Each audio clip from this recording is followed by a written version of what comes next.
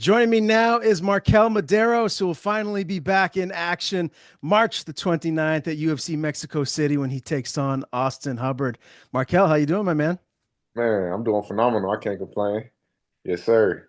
Good to see you. And you got that big smile on your face. That means, it's fight week. It's been a long time since we've Yeah. seen you fight. You had that UFC debut. It's been over a year now. How Yeah. excited are you to finally jump back in the octagon? Man, excitement is definitely a word. Like I am excited, but it's also like, man, like it I can't wait really. It's been so long. I just want to get my hands on something. I haven't been able to really fight somebody in a long time, which sounds crazy, right? But if you're a fighter, you understand where I'm coming from. Like it's cool to have sparring, it's cool to do the jujitsu, but to actually have that release of like, okay, let's get to it. I can't wait. I can't wait. I'm glad you mentioned that because one of the things I wanted to ask you is like, do you believe in like ring rust, cage rust? Is that a thing with you being out for a year? Do you feel like that could be a factor in this fight? Um, I think ring rust is more mental than anything, right? Uh, because you've seen guys come off layoffs and then they've had some of their best performances. And then you've also seen guys come off layoffs and they get sparked. So I think ring rust is all mental. If you're prepared and you feel like you're mentally prepared and you go in there and have a fight is a fight. Just because if somebody walked up to you on the street and it was 3 a.m., you're not gonna be like, oh, I got ring rust.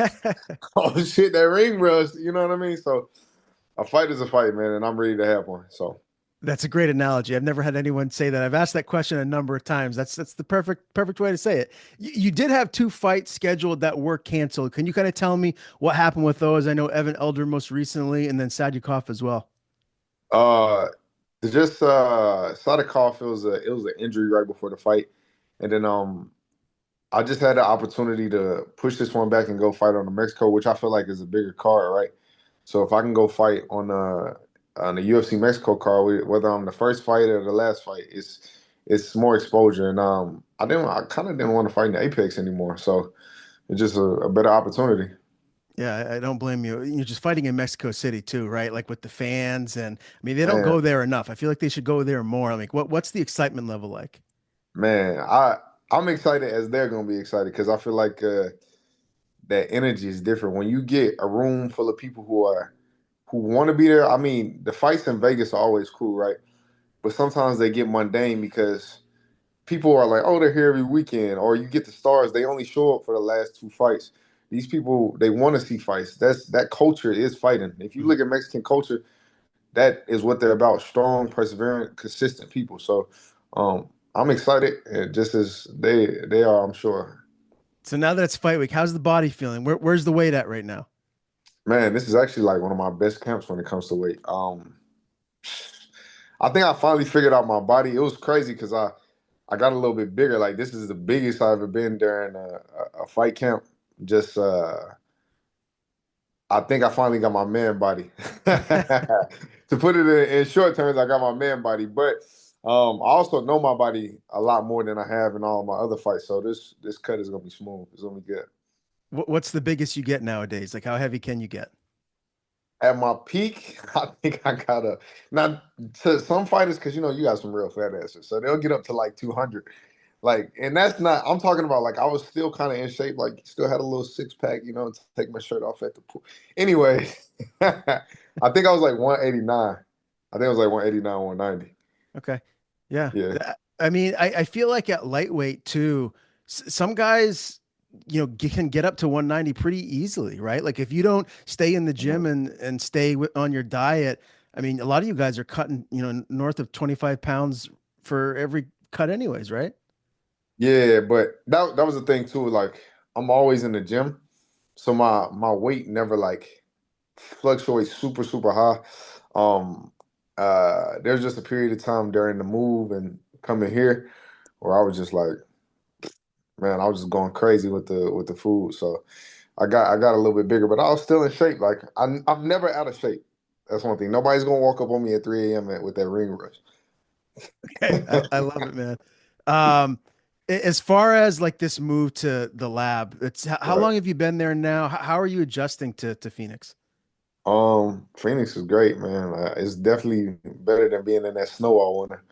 Now, I haven't been here a whole summer, so we'll see how that goes. But it can be worse than Texas. But the move was great. Eh, Everybody at the lab, man, it's a definitely a family environment from the top down and from the bottom back up. It it they care not just about the gym life, but they care outside. So it made the transition easy. Now, remind me again, Markel, are you a big sports guy outside of MMA? Like if I lived in Phoenix, I'd be going and catching Suns games and, Cardinals, D-backs. Do you get into all that?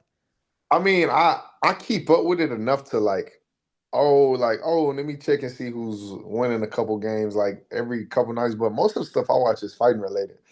Like I'm one of those guys who watches everything. Like I watched Gable Stevenson the other night when he just lost.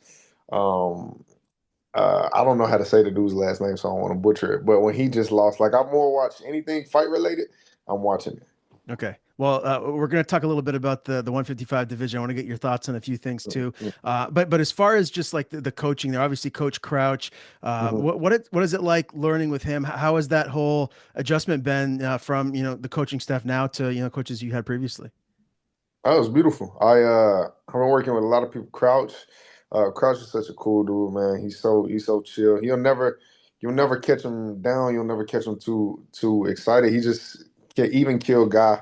And then Randy, I've been working with Randy Steinke that MMA Lab. Me and him been doing a lot of work. Just a lot of guys. It's even just a lot of guys on the fight team because it's all new bodies, right? So there's a lot of guys I've been working with for sure. Who are some of those training partners? I imagine maybe like Magic Mike. He might be someone around your size, right? Like, who are you getting Yeah. most of your working with? I work with Mike a little bit this count. Crazy as I work with Mike, Jacoby, who's back from Factory, Jacoby Jones, Benson Henderson. Um, I mean, it's man, I don't want to name off names because I feel like then I have to go down the whole list. But Sure. a lot of guys. Does Benson still train with a toothpick in his mouth?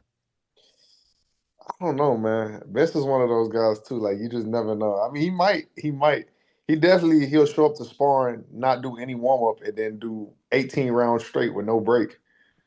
I Yeah, know that man. much. He still he can still do it, right? Like he can still fight at the highest levels, even though he's like, what is he in his 40s now? Yeah, yeah, that guy's a freak. But he's one of those guys where I'm saying it's like it's mental. Like he hops up.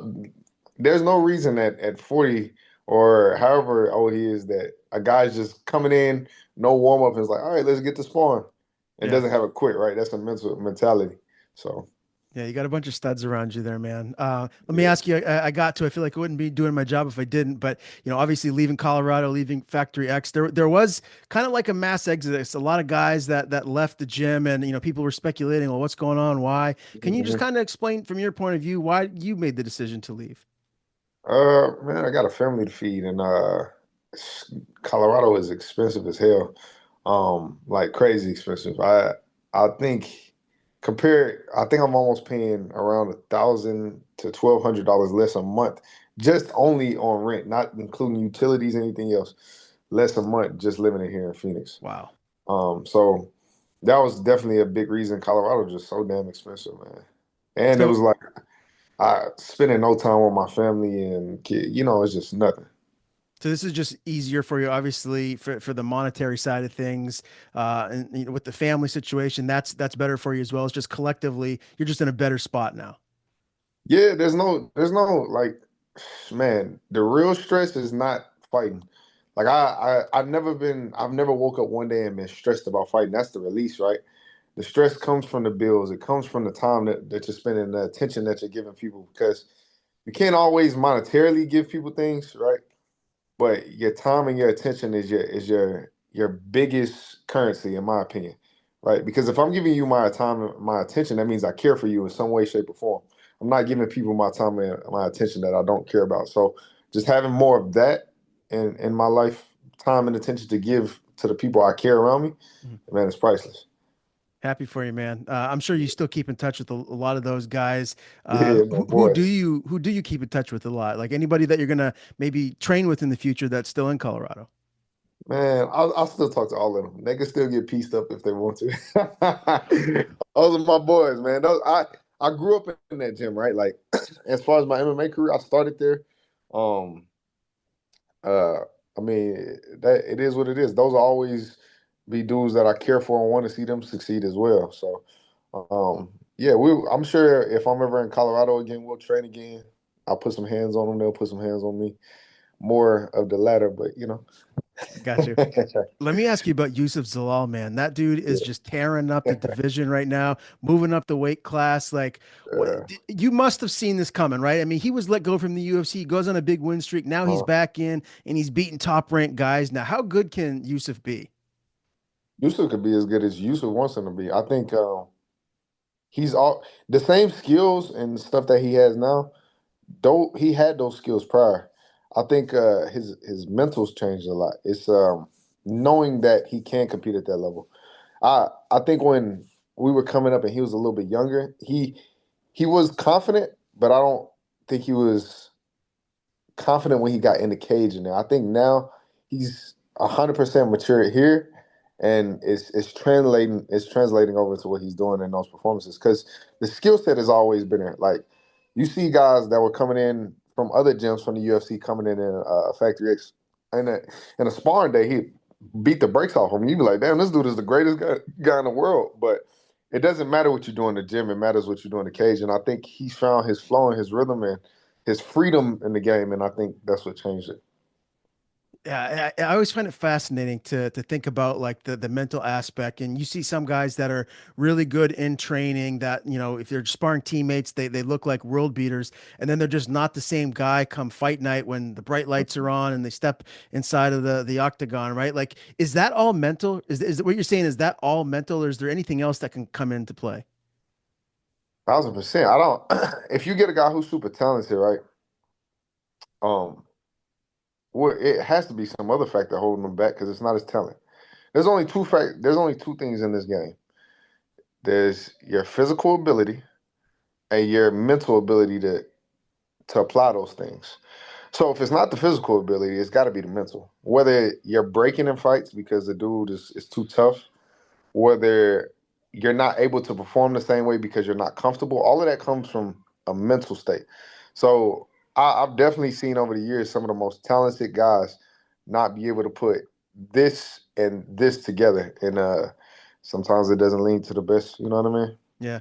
Whatever. Great answer. Let me ask you about someone that we both know he puts everything together pretty much perfectly at this point, and that's the 155 champion, Islam Makhachev. Mhm, mhm. What are your thoughts on him and his status as one of the best 155ers of all time? Like, where do you think he ranks right now? It's hard, right? Because I think what makes you the best fighter of all time? Is it your own skill? Is it your opponents? I think that's a when people ask that question, it's a multifaceted question. Um, he's definitely up there, but it's also like who's he defended his belt against Volk twice. Who else? Charles once. Who else? Uh, I'd have to look it up. There's so many fights nowadays that it's tough to keep Right. track as to who's But fought that's what who. I'm saying. It's more.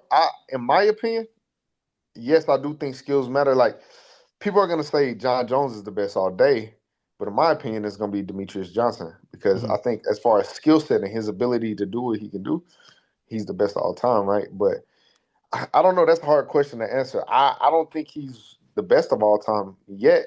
Maybe he goes and beats a couple more guys, but even now, I mean, it's weird because that top five, top seven, they're all older, right? But you can't say they're bad because none of the new guys are getting them out of there. Yeah. So it's like I don't know. It's hard. It's definitely hard. Yeah, so obviously, most recently it was Moicano that he beat on short notice.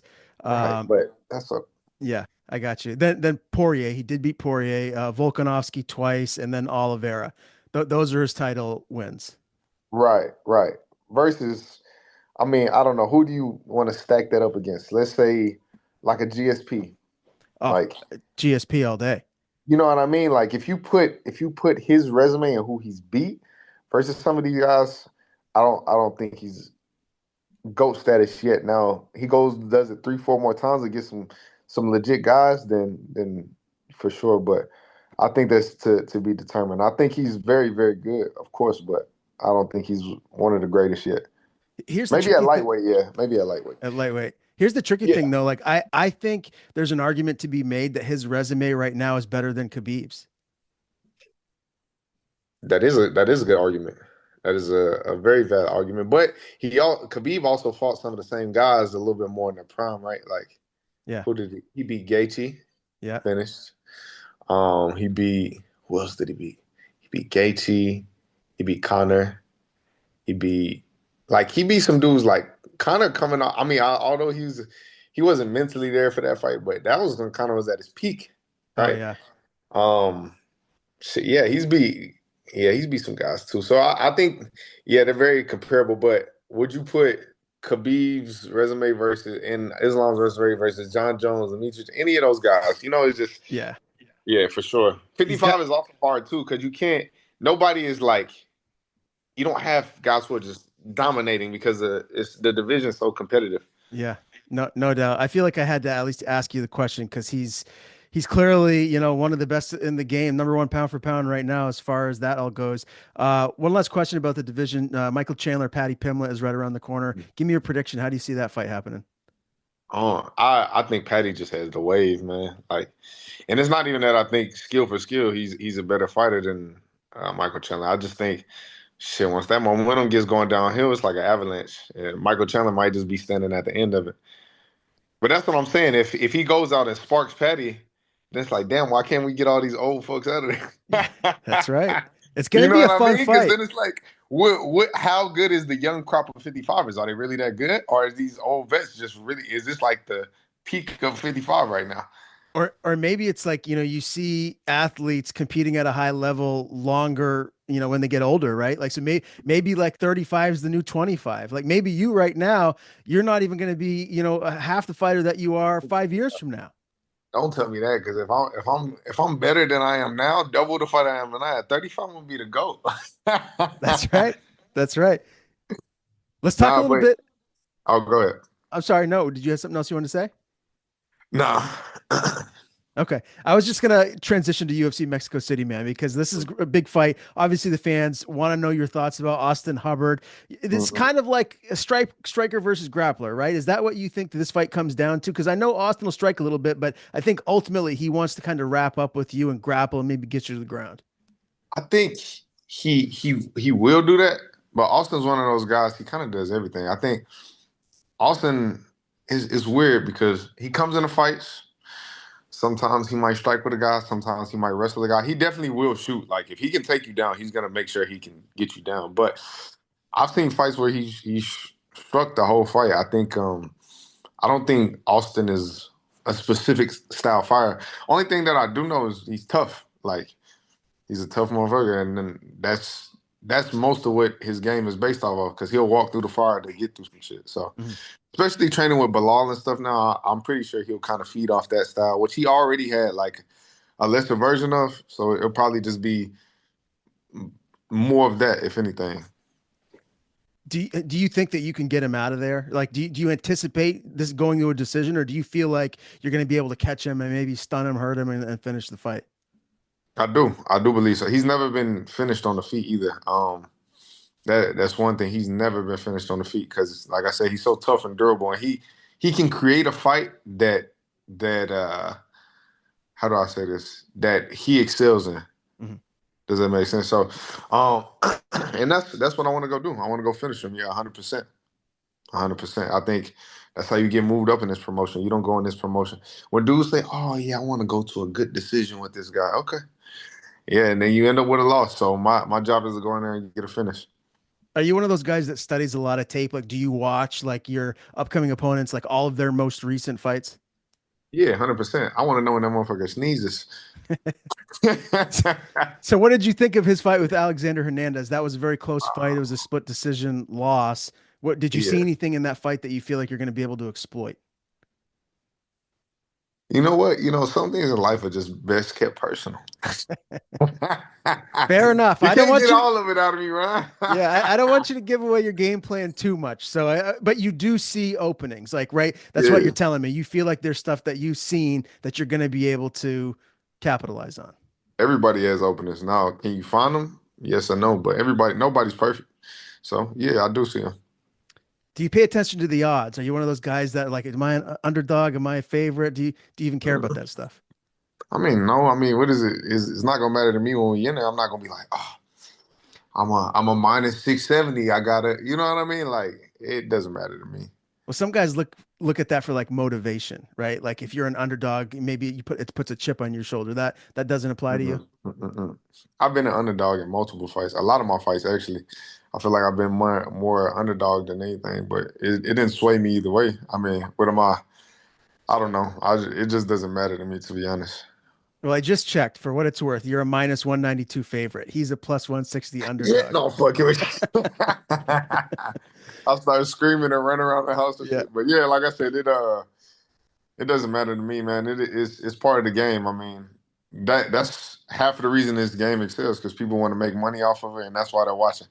Honestly, I really feel like half of these fans don't give a fuck who wins as long as they making money in their pockets.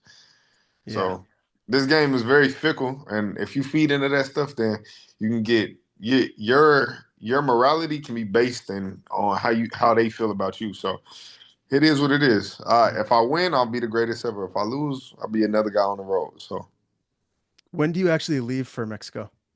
I leave tomorrow morning. And what is that travel like? Forgive my ignorance. I'm not sure. Like, is it drive, plane? Like, how are you getting there? So we fly out to Los Angeles, and then from Los Angeles we fly to Mexico. So it's a couple flights, which is weird because I feel like Arizona is closer to Mexico, That's kind of but what I thought. yeah, I guess no direct flights, but yeah. Okay. Is it a long flight? It must be quick.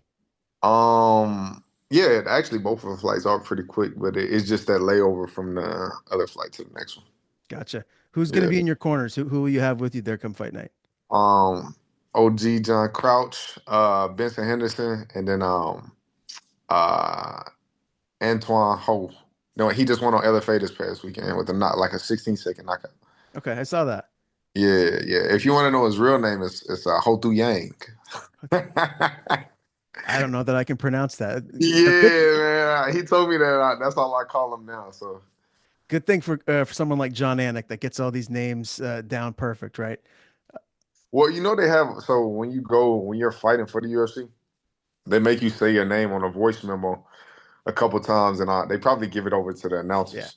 So, like, because I'm pretty sure if you just saw my name on paper, most people are gonna say MarQuel or whatever the fuck, but they'll say MarQuel, and then I'll be looking at the cage like, have my fight before my fight. Yeah, I think you're probably right. Then there's some people like and don't get me wrong, I love Chael Sonnen. He's one of my favorite personalities in MMA, but I feel like he says Alex Pereira's name wrong on purpose. Do you know what I'm talking about? He always says Piera. Man, Chael Sonnen knows what the hell he's doing, man. I know. He knows what he's doing. I don't think that man has done anything in his life on accident. Everything he does is on purpose. Man, he's the goat of trash talking. Pre Conor McGregor, that guy is unreal.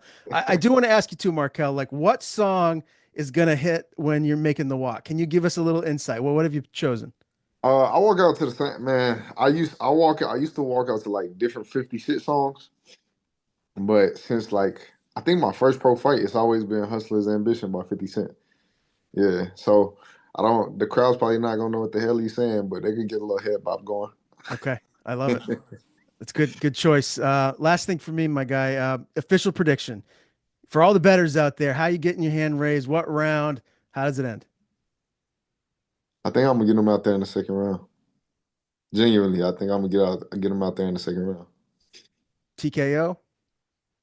You have to watch. Can't wait. Can't wait to see you back in there, man. It's been far too long. We got to do this a little more often. But again, March the 29th, UFC Mexico City, MarQuel Mederos, Austin Hubbard, right around the corner. Markel, great talking to you again, bud. Before we do officially sign off, I want to give you the floor. Anything you want to plug? Anyone you want to thank? The floor is yours. Yeah, I want to thank my couple sponsors, Aries Tech, also Brute Seltzer, and then Iridium, my team at Iridium. Thank you for giving me this fight, and then everybody who helped me for this fight, man. The hard work was shown tonight. So